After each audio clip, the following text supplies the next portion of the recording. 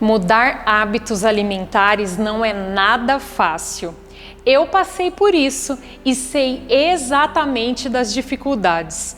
A primeira delas foi convencer a minha mãe que ela teria que fazer uma comida separada para mim, até mesmo porque a minha irmã e o meu pai não queriam acompanhar uma decisão que era só minha, e isso é absolutamente normal. Ninguém da casa precisa te acompanhar, porém, quando os membros da família aceitam a sua decisão, isso já facilita demais. E foi o que aconteceu comigo. Minha mãe aceitou e me ajudou. Outra dificuldade que eu tive foi selecionar os ingredientes. Por quê?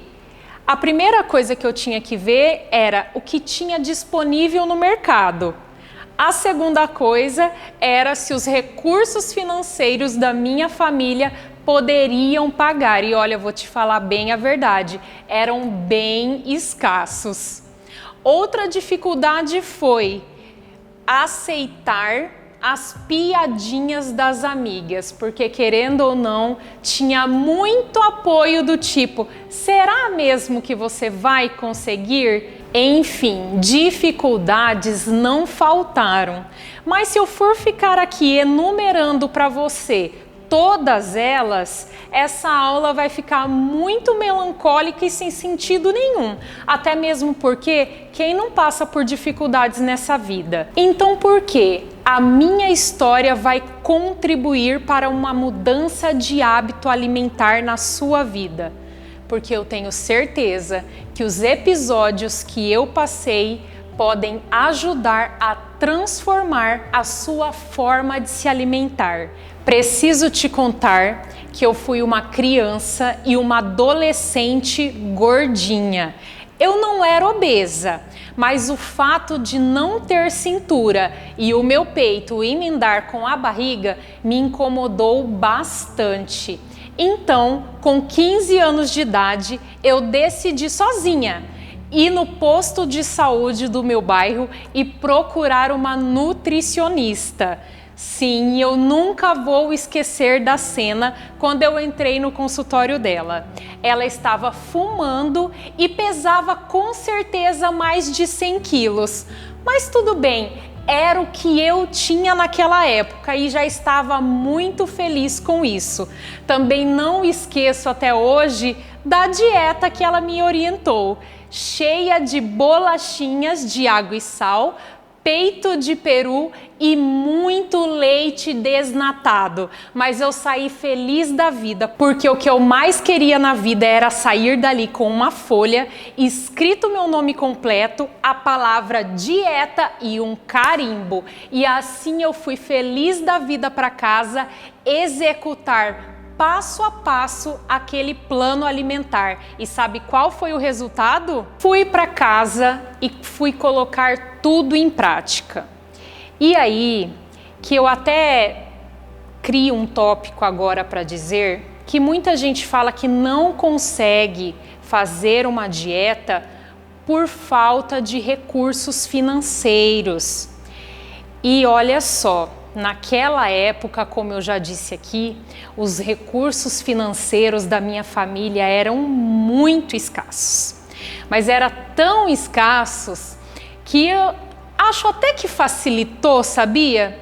Eu não tinha acesso a refrigerante, eu não tinha acesso a bolacha, doces, biscoitinhos. Eu lembro que a minha mãe fazia balinha de açúcar na frigideira.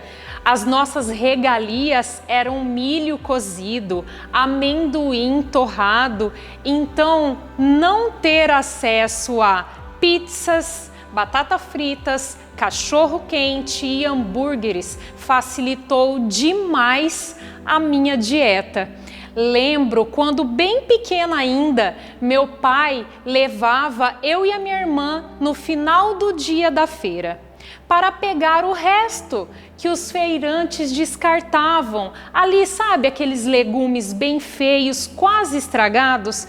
Então, eles davam aqueles legumes para o meu pai e o meu pai levava aquilo para casa. E a minha mãe transformava na melhor comida do mundo. Eu ficava imaginando assim: poxa vida, se com o resto a minha mãe faz maravilhas, imagina com aqueles legumes lá lindos, brilhosos. O meu sonho era poder comprar aqueles vegetais. Eu tenho certeza que o meu amor pela comida começou ali. E eu deveria ter mais ou menos uns 6 anos de idade. Mas enfim, mão na massa, fiz a minha mãe preparar almoços e jantares diferentes para mim. Ela teve um pouco de trabalho, mas confesso que eu ajudei ela, porque com 12 anos de idade eu aprendi a cozinhar. Sim, com apenas 12 anos e por necessidade. Minha mãe precisou trabalhar e aí o serviço de casa ficou dividido entre eu e a minha irmã. Minha irmã cuidava de toda a limpeza da casa e eu fazia comida. Então, de vez em quando eu ajudava a minha mãe ali na cozinha com algum outro preparo. Afinal, a comida era para mim mesma, não é verdade? Então, imagina só, no primeiro mês de dieta, sabe quantos quilos eu perdi? 8 quilos. Sim, aí agora você vai dizer assim: nossa, Dani, mas a dieta das bolachinhas e do peito de peru deu certo? Primeiro que eu não tinha o peito de peru, né? Era muito chique, então era só a dieta das bolachinhas mesmo. Deu certo, sabe por quê? Por conta da baixa restrição calórica. Eu comia muito pouco, diminuiu muito a quantidade de arroz e feijão do meu prato, cortou o macarrão, o pão, e assim eu emagreci demais nesse primeiro mês. E sabe como que eu interrompi essa dieta? Quando eu desmaiei no meio da rua, voltando da escola, e fiquei internada com deficiência nutricional. Eu estava magra, arrasando, mas com cara de pálida, doente, abatida, desanimada e mal-humorada, ou seja, nada saudável, não é verdade? Mas e aí?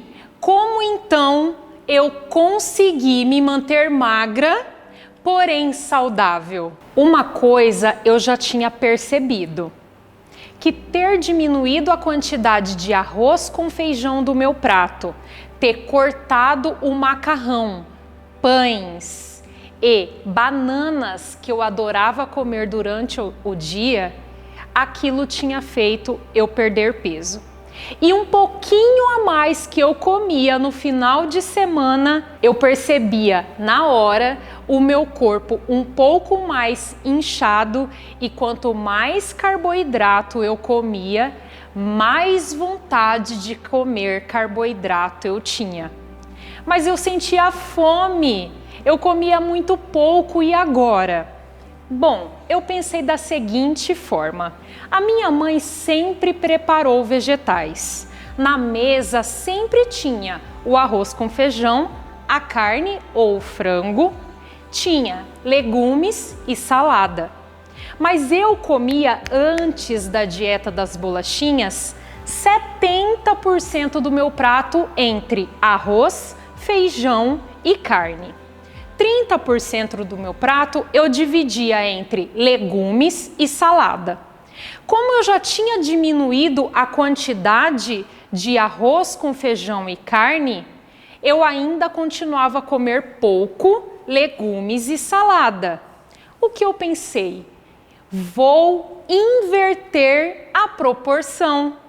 Vou comer 70% de legumes e saladas e 30% dividido entre arroz com feijão e proteína. Qual foi o resultado disso? Bingo! Me senti saciada, disposta, alegre, o cansaço sumiu, brilho nos olhos, vitalidade. Era isso. Eu precisava de pouco carboidrato, uma quantidade suficiente de carnes ou frango e muita variedade de legumes e saladas, porque era isso que me garantia energia e vontade de viver. Conquistei a cintura que eu queria e os meus peitos ficaram até maiores porque já não emendava mais com a barriga.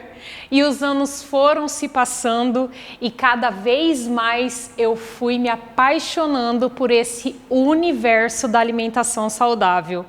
E criei a minha própria forma de estudar, pesquisar, ler sobre o assunto, colocar em prática em mim mesma vários estilos de dieta. Fiz tudo o que vocês imaginarem. Fiz dieta do sol, fiz dieta da lua, fiz o sopão da Ana Maria Braga, alguém aqui se lembra? Fiz a dieta paleolítica, mediterrânea, low carb, cetogênica, enfim.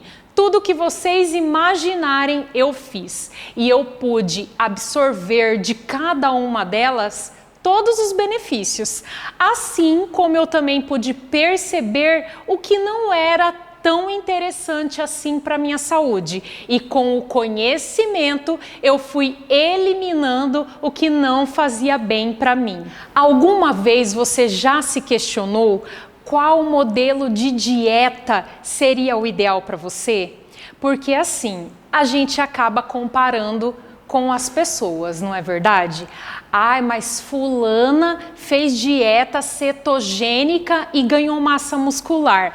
Ah, mas eu ouvi dizer que a low carb dá excelentes resultados porque fulana de tal faz. E aí você fica se perguntando, mas e eu? Qual é a dieta ideal para mim? E aí que eu tenho uma coisa para dizer sobre os estilos de dieta.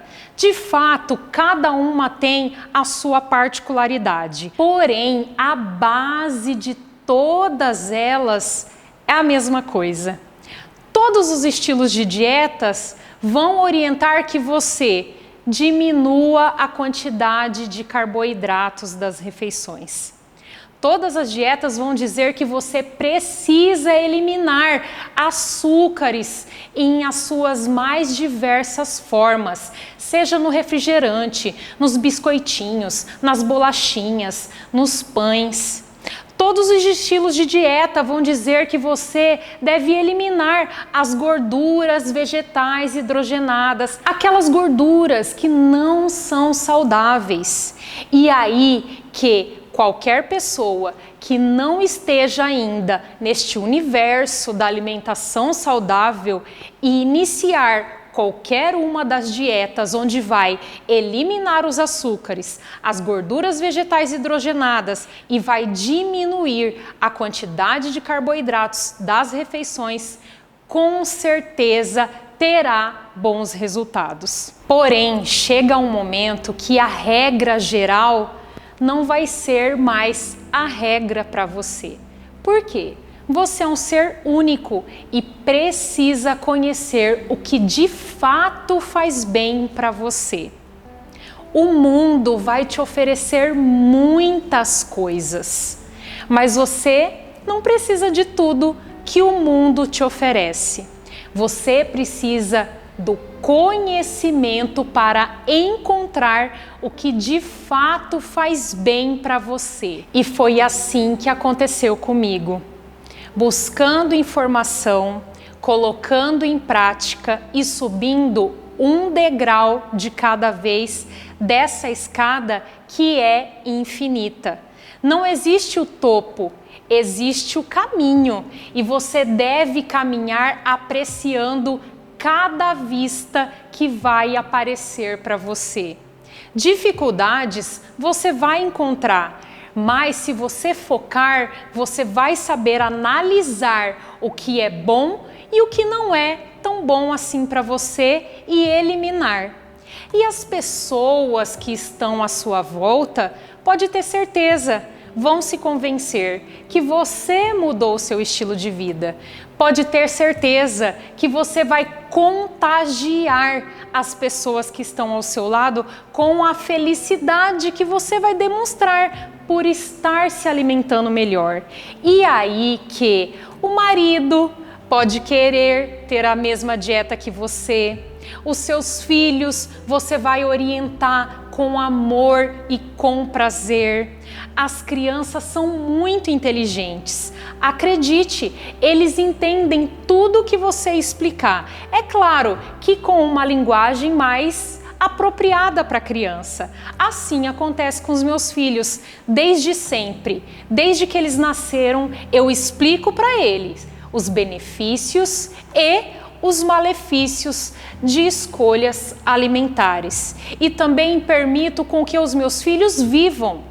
Quando eles saem para uma festa, um aniversário, eles vão comer o que é oferecido no local. E tá tudo bem. O que importa é que quando eles retornam para casa, eles tenham bons alimentos para apreciarem. E fazendo boas escolhas e caprichando nos preparos, pode ter certeza que a criança, desde muito cedo, aprende a apreciar um bom prato de comida de verdade, porque o paladar dela é limpo. Basta você não sujar. Hoje sou uma personal chef saudável e me considero uma pesquisadora apaixonada pelo universo da nutrição e da culinária.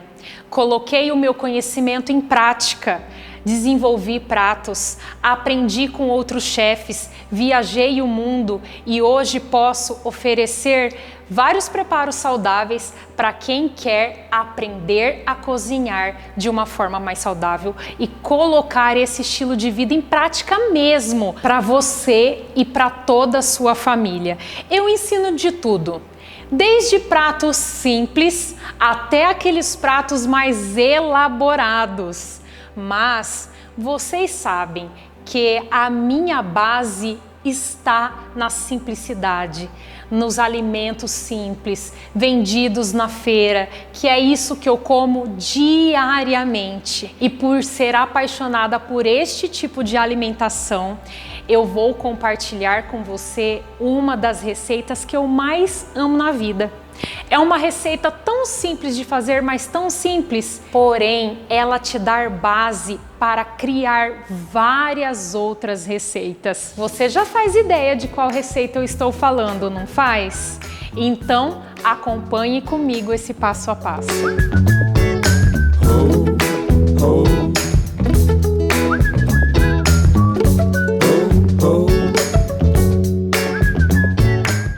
Leite de coco não falta na minha casa.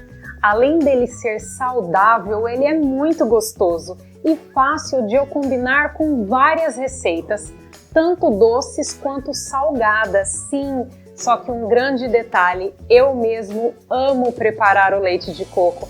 Ele é muito fácil de fazer. Você tem duas opções. Olha só. Ou o coco verde da praia, ou com o coco seco. Aqui, a polpa do coco verde. Dani, como que você retira a polpa do coco verde? Bom, eu peço uma ajuda masculina mesmo para abrir e retirar a carne do coco verde. Olha como que ela é, bem molinha. E o bom de fazer o leite de coco com essa carne de coco é, você tem a textura do seu leite mais aveludada, mais encorpada e não tem resíduos, não vai criar a farinha de coco. Já com o coco seco, você vai ter um leite de coco mais líquido e vai também fazer a farinha com o resíduo que vai sobrar deste leite de coco.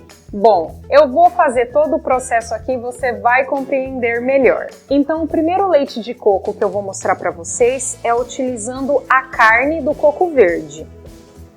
Então, tô colocando a polpa aqui.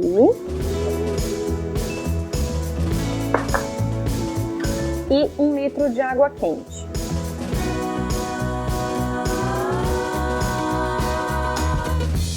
Se você quiser o seu leite de coco mais grosso, é só colocar menos água. Mais líquido, mais água. Uma pitadinha de sal, que serve como um conservante natural. E agora é só bater bem no seu liquidificador.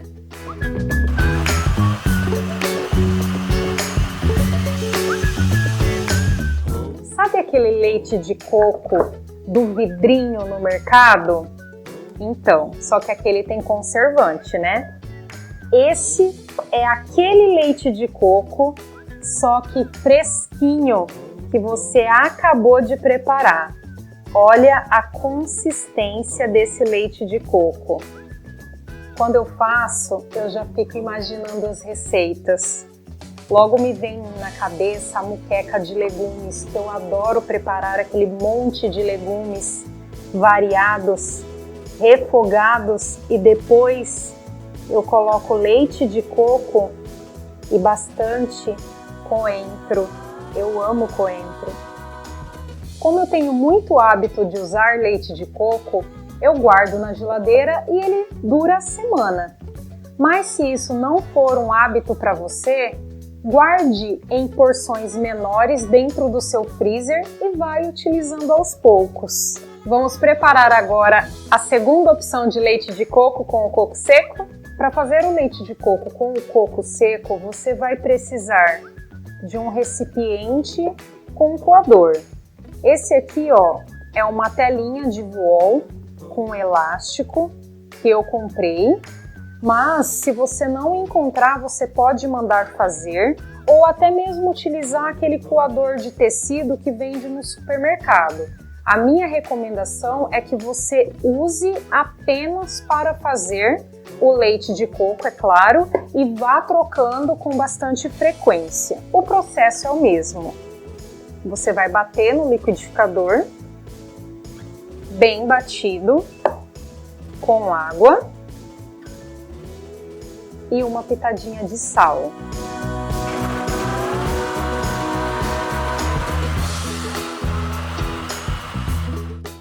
Cheiroso! E é só coar agora.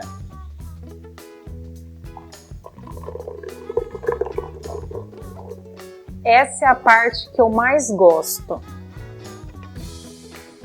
que eu chamo de minha vaquinha.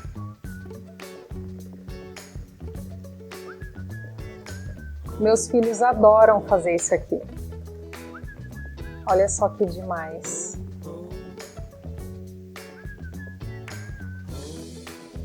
Experimente fazer e dizer para o seu filho que foi você mesma que fez o leite. A farinha de coco, aqui ela tá úmida. O ideal é que você seque ela numa panela ou no forno, mas aí você tem que ter o cuidado de estar sempre mexendo. Não é para deixar dourar, e sim só secar. Depois você vai guardar essa farinha de coco para usar em preparos como aquela receita de cookie que está no meu e-book, ou no meu site, ou na página do meu Instagram.